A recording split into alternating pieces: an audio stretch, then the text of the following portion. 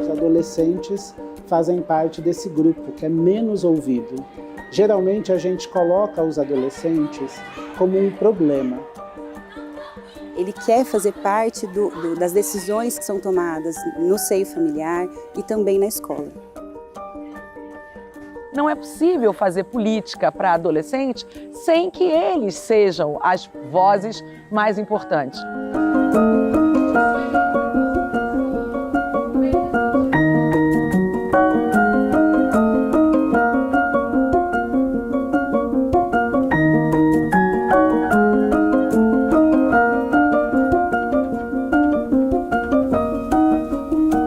A gente, inclusive, costuma chamar essa etapa de etapa da aborrecência.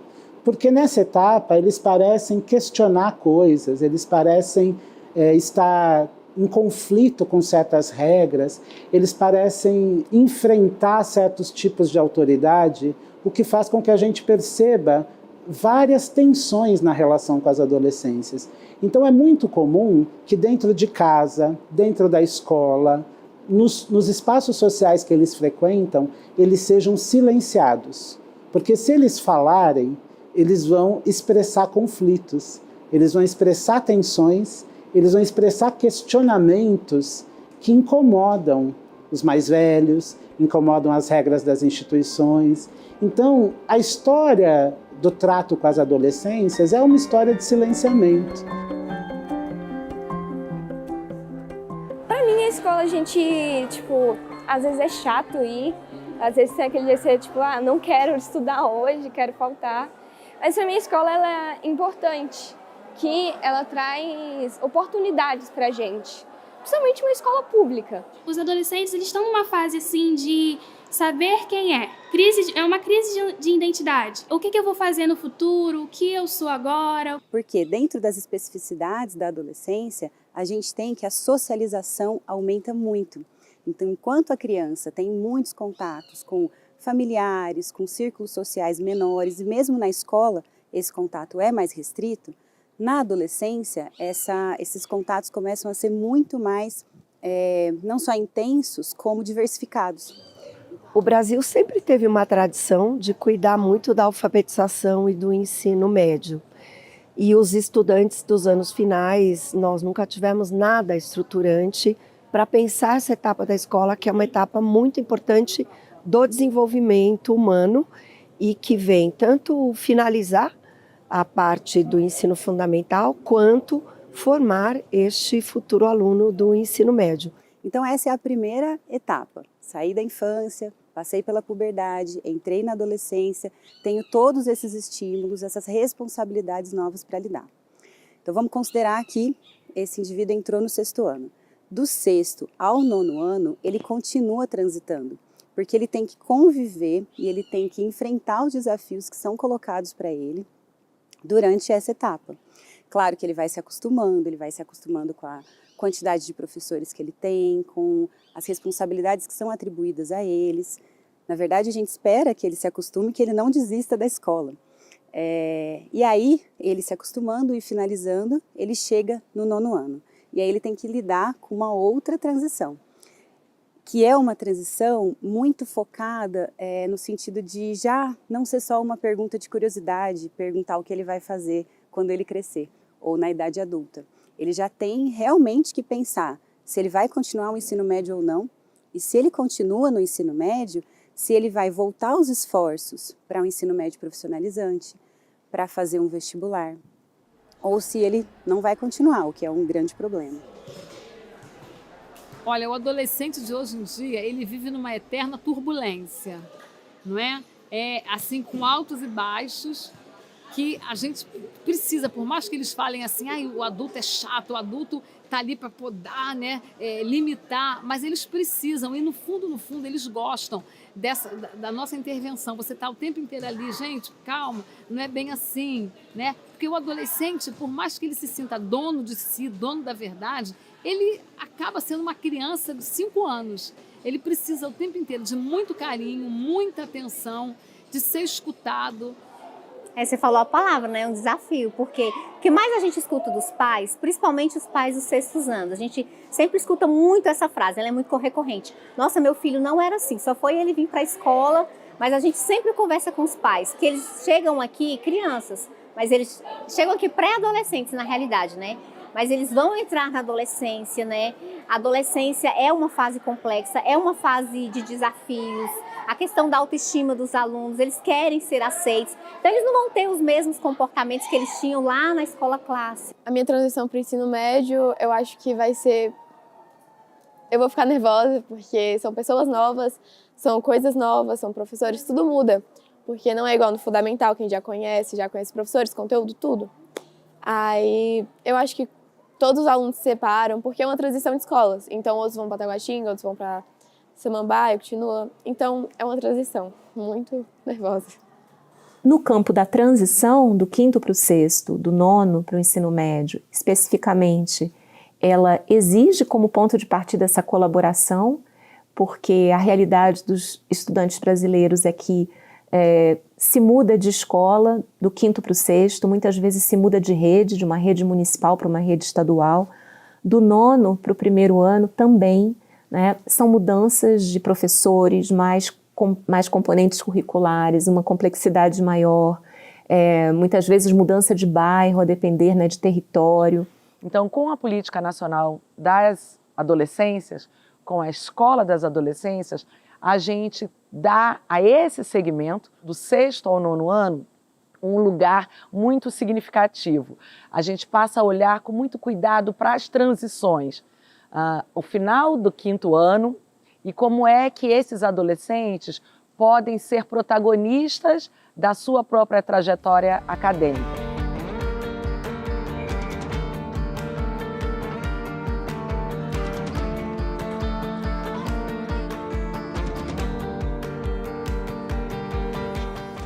O Programa de Fortalecimento dos Anos Finais do Ensino Fundamental, ele apresenta 3 formas de apoio técnico e financeiro, que são os eixos de governança, desenvolvimento profissional e o eixo de organização curricular e pedagógica.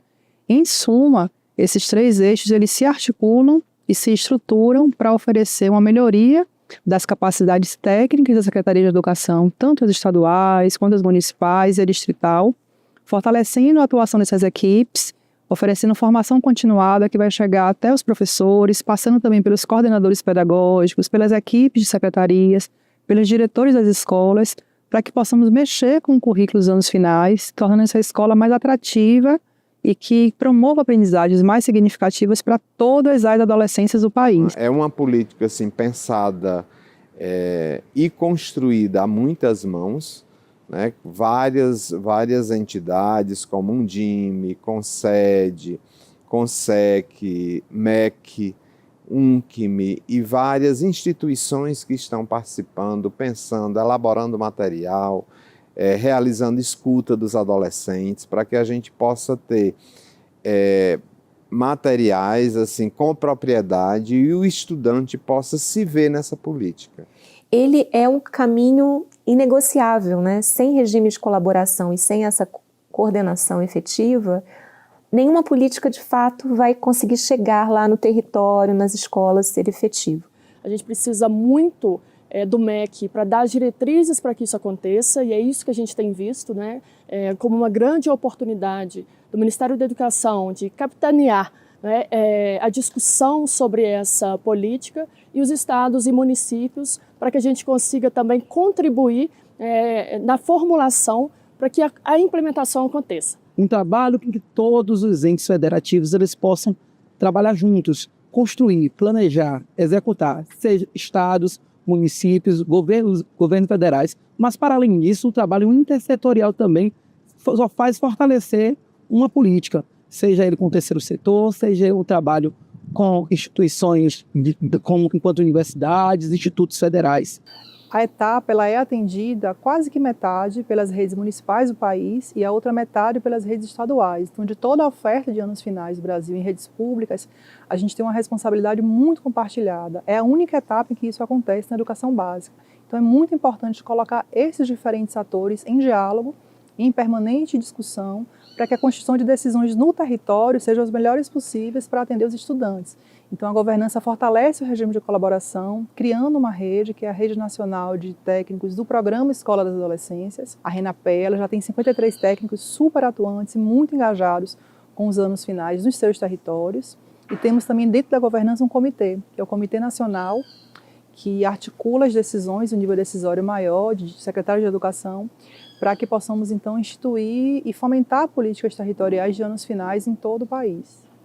Também todo um ecossistema do entorno da escola que faz parte da vida dos adolescentes e que nem sempre a gente presta atenção.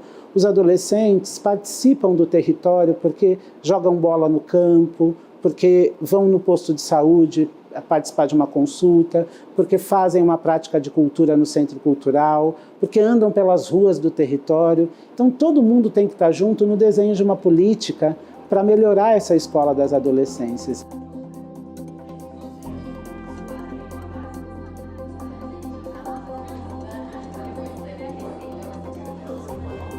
Então a gente definiu que para todas as nossas políticas, os nossos públicos-alvos têm que ser a voz que aparece primeiro. Por isso a gente pensou, vamos escutar os adolescentes. O que eles têm para nos revelar? E, pasmem vocês, muito mais do que faltas e ausências, dessas vozes surgiram também as revelações de muito da potência do que acontece no chão das escolas brasileiras. E uma outra grande revelação que a gente teve é que a gente não tem um padrão de adolescente. A gente tem múltiplas adolescências que são inspiradas pelos contextos territoriais, pelas diferentes escolas, pelas diferentes relações que são estabelecidas com as comunidades escolares, com diferentes professores, gestores escolares. Então, isso tudo foi se revelando nas vozes desses sujeitos, desses estudantes adolescentes. O ponto-chave dessa política da Escola das Adolescências é trazer a perspectiva das competências socioemocionais. A gente tem uma discussão curricular já bastante forte no Brasil, mas realmente olhar para esses estudantes, escutá-los, e pensar na saúde mental, na saúde emocional, como é que eles têm lidado com todas essas questões, em especial depois da pandemia, como é que eles têm feito a sua autorregulação, como é que eles têm tido resistência e resiliência para aqueles processos de mudança que estão acontecendo. Só que tem coisas que a gente tem que aprender que a escola não fornece, tipo uma aula de economia, uma aula de como controlar seus sentimentos, por exemplo. Eu me sinto muito bem na escola por ter meus amigos por perto. Eu queria que a escola fosse um lugar mais aconchegante. Para a gente ficar mais de 8 horas na escola, deveria ser um lugar mais aconchegante para a gente poder conviver e gostar. Uma coisa que eu realmente acho que falta para o currículo escolar seria de coisas que realmente a gente vai usar bastante. Por exemplo, educação financeira, ensinar sobre política também, que querendo ou não, é algo muito importante na nossa sociedade, né? E também sobre a gente cuidar do nosso emocional. Eu sou uma pessoa que gosto bastante de teatro, artes visuais, artes plásticas. Tanto que minha avó é artista, meu tio é poeta, escritor. E eu acho que seria legal se na escola tivesse um movimento assim. Um movimento com artes em si, teatro, peças de teatro, com, às vezes, conteúdo das matérias. Mas eu acho que seria bem divertido, assim. A Semana da Escuta das Adolescências, ela vem na lógica de que para a gente criar qualquer coisa para os adolescentes, né, seja na escola, na rede ou aqui no MEC, a gente precisa ouvi-los. Eu acho importante a escola escutar os estudantes porque a gente sabe, às vezes, o convívio. Às vezes a direção não sabe como que a gente convive aqui, entre os alunos, entre a parceria, tanto com os professores. Então, gera uma barreira muito grande, porque a direção não tem como ouvir só os professores, porque ele não vai saber quem está errado da história, certo? E é importante a direção escutar a gente tanto para ideias, melhorias da escola, melhorias no estudo, no ensino e de muitas outras coisas. Eles são jovens que têm muito a contribuir e eles querem ser escutados. Eu acho que se a gente se comunicar nesse nível, né, de entender quais são as demandas deles, que são as demandas de se expressar, a demanda de participar de algo maior na comunidade, a gente tem muitos alunos aqui que têm esse perfil, eu acho que a gente caminha por um ponto legal, assim. Então, escutar é dar voz à existência de cada um deles. Quando você dá voz, quando você escuta, você entende, você amplia o máximo daquele ser humano tem. Às vezes um aluno não vai ser tão bom em escrever textos maravilhosos, mas você escutando um pouquinho ele, você sabe que ele faz um desenho, que em casa ele mexe com alguma arte gráfica, e quando ele mostra aquilo para você, você descobre um novo mundo. E a gente construiu um material, conversa com adolescentes, com professores, com gestores, com perguntas muito específicas ali, né, e muito claras para os adolescentes para entender o que ele pensa da escola, o que ele quer ver nessa escola, o que é o tipo de interação que ele sente falta ou que ele quer ver mais nessa escola e o que já está dando certo. E aí essa escuta para a gente foi muito potente porque a gente conseguiu realmente fazer com que o tema dos anos finais ele ganhasse mais força, né, na sociedade. A gente teve 2,2 milhões de estudantes que foram ouvidos nesse processo e a gente entende que teve algumas razões por isso, né? Uma razão fundamental que a gente queria, inclusive quando a gente fez a Semana da Escuta, era aproximar a escola desse estudante e com o território. Então a gente fez um engajamento muito grande, fez webinários, fez formações para os gestores escolares e para os professores diretamente, junto com as redes, né, municipal e estadual, para que eles entendessem melhor como fazer essa escuta, se sentissem mais confortáveis.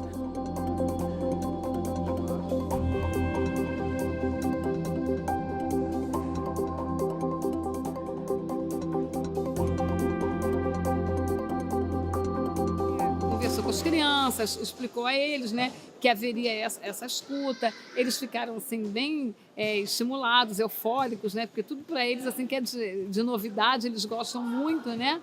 É o que eu falo, aquele negócio de ficar na sala o tempo inteiro, eles não gostam muito, mas qualquer coisa que saia um pouquinho dessa rotina, para eles é muito importante. Então foi muito bem-vindo, eles receberam essa ideia de forma assim bem, né, prazerosa, foi uma coisa prazerosa para eles, então valeu a pena. Eu achei bem importante que a escola pode nos ouvir, porque muitas vezes a gente não tem a oportunidade de conversar, nos expressar, muitas vezes no ambiente escolar.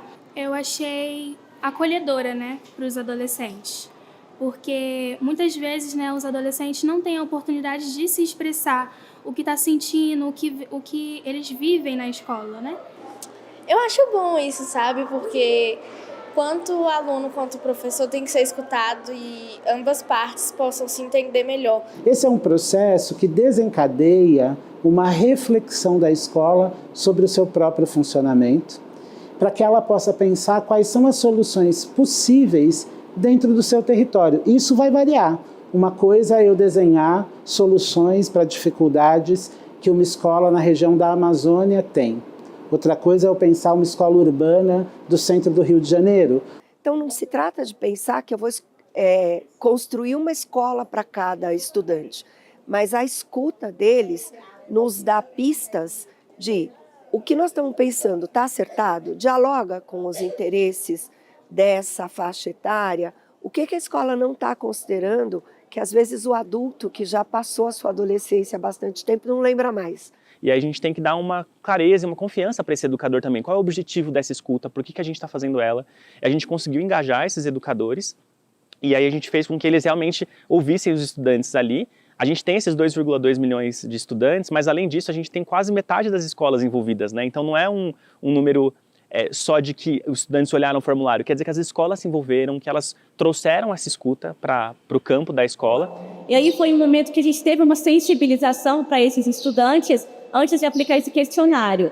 E nós conseguimos aplicar o questionário em quase todas as turmas, nós temos 21 turmas, a gente conseguiu aplicar em 18 ou 19 turmas, e foi muito legal, porque foi um momento em que eles puderam ler essas perguntas e falar, poxa, chegou o meu momento de falar, que é algo que os jovens sentem essa necessidade, especialmente vida dos adultos, eles falam, todo mundo pede para eu falar, mas quando chega o meu momento, eu nunca tenho esse momento.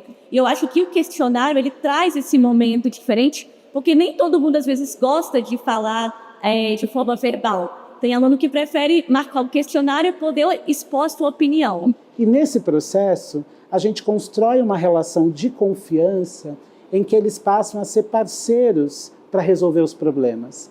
Os adolescentes saem do lugar de serem os culpados pelos problemas, pelos conflitos, pelas tensões, e passam a ser parceiros no processo de melhoria contínua da qualidade, ajudando a escola a lidar com esses problemas, essas tensões e esses conflitos. É acreditar numa gestão democrática da escola das adolescências. Acho que um ponto importante da gente pensar nessa escuta também foi a comunicação.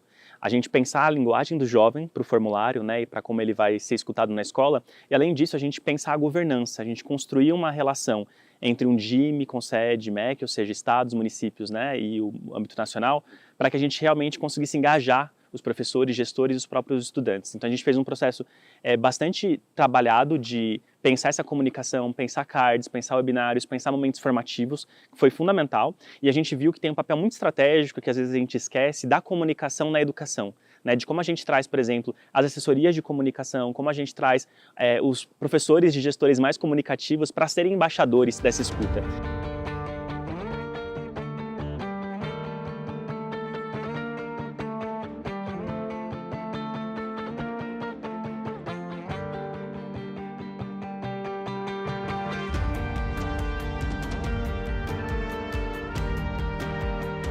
Quando a gente aplica algum questionário para os estudantes, eles sempre falam, mas isso não vai dar em nada, ninguém nem vai lembrar que a gente preencheu isso. Eles sempre ficam muito receosos disso. E pela primeira vez foi uma devolutiva muito rápida que nós tivemos do Ministério da Educação. Foi em torno de maio a junho que nós enviamos, e no início de agosto nós tivemos essa devolutiva do próprio Ministério da Educação. E quando nós lemos os resultados que foram apresentados, nós percebemos que a gente está indo num caminho muito semelhante ao que a educação quer. A gente percebe que a gente precisa de estudantes mais participativos, de uma comunidade mais ativa, e que a educação não se faz somente dentro da escola. É exatamente um conjunto de ações que promove uma melhoria dessa educação. Então, esse sonho, ele é possível quando a gente começa com tanta articulação e tanta gente engajada, em prol com todas as diferenças, mas muito conectados pela garantia do direito à educação. Então, se a escola conseguir fazer isso, aumentar a consciência deles sobre o presente e aumentar a esperança deles para o futuro, a escola terá feito um bom trabalho. E nós estamos aqui para ajudar as escolas nessa direção, para que elas sejam espaços de vida, de esperança, espaços de formação integral, mesmo em sociedades tão desafiadoras, desiguais, violentas, como a gente vive na sociedade brasileira. Então o programa tem uma perspectiva de esperança crítica. Nós sabemos que é possível formar pessoas para um futuro de mais esperança, e nós sabemos que é importante que essas pessoas tenham um espaço de bem viver na escola. Como é que a gente transforma isso em currículo, em prática pedagógica, em gestão escolar? É o desafio que o Ministério da Educação convida toda a sociedade brasileira. Essa iniciativa pode ajudar a gente a construir políticas educacionais para esse segmento que torne essa escola muito mais potente e garanta trajetórias muito mais consistentes, reduza a evasão, melhore o desempenho desses estudantes e faça com que eles possam realizar seus sonhos a partir das suas próprias vozes, e dessas vozes dialogando com professores, dialogando com a realidade da gestão das escolas, dialogando com o seu território, muito mais comprometidas com o mundo, em mudanças climáticas aceleradas, em tecnologias cada vez mais velozes, um tempo muito mais veloz, e a gente precisa que a educação básica esteja dentro desse cenário múltiplo e diverso.